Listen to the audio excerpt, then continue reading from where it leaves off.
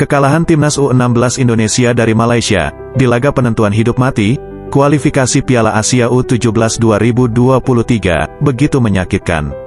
Secara matematis, peluang Timnas Indonesia untuk lolos adalah 99,99%. Tapi apa daya, Tuhanlah yang berkuasa. Timnas Indonesia harus tunduk dengan kehendak Tuhan, yang hanya memiliki persentase 0,01%.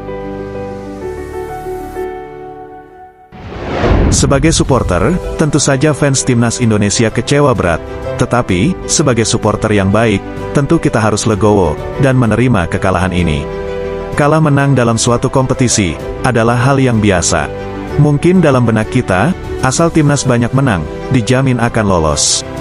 Tapi ternyata tidak.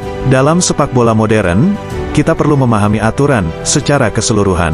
Regulasi Piala Asia U17 2023 memang tergolong unik. Kami akui, Soccerbis pun salah memahami aturan ini. Sebab, jumlah peserta tiap grup tidak sama. Di grup B, ada 5 negara yang bersaing.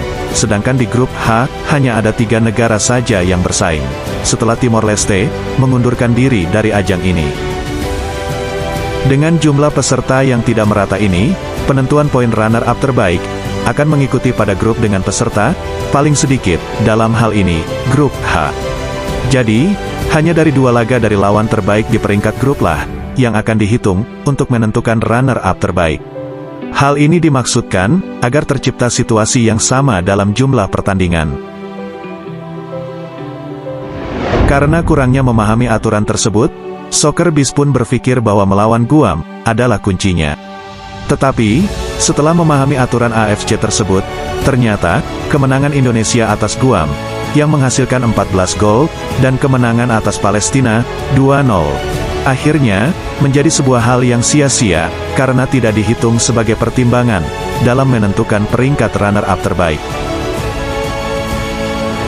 Harus diakui, kali ini, Malaysia lebih smart dalam membuat skenario, agar mereka bisa lolos ke Piala Asia U17 2023. Ketika Indonesia memburu kemenangan, dengan menurunkan skuad terbaiknya saat melawan Guam, Malaysia justru bertindak sebaliknya. Walaupun target imbang adalah bukan skenario awal mereka, tapi hasil imbang itu justru menjadi berkah bagi Malaysia, karena mereka bisa dengan sempurna menyembunyikan rencana mereka yang sebenarnya.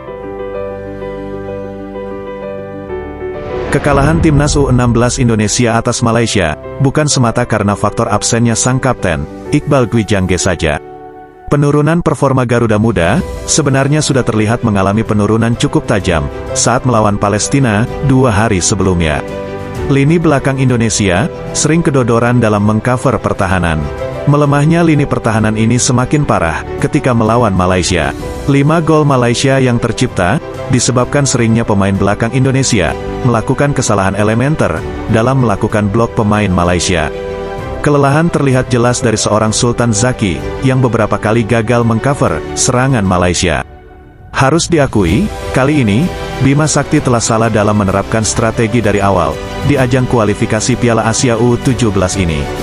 Bima Sakti tidak melakukan rotasi pemain secara baik, sehingga, dalam laga penentuan melawan Malaysia, Garuda Muda kehabisan nafas, dan tersingkir dari ajang bergengsi ini. Fakta ini adalah kondisi yang harus kita terima. Sebagai supporter yang baik, tak elok rasanya bila hanya bisa menyanjung kala juara, dan mencaci, kala tim pujaan terjerembab jatuh. Betul, kekalahan ini karena faktor teknis dari tim pelatih, yang kurang smart, dalam menerapkan strategi. Tetapi, kekecewaan kita terhadap pelatih Timnas U16 Indonesia, tetap harus proporsional. Bagaimanapun, tim pelatih ini, telah mempersembahkan trofi Piala AFF U16 2022.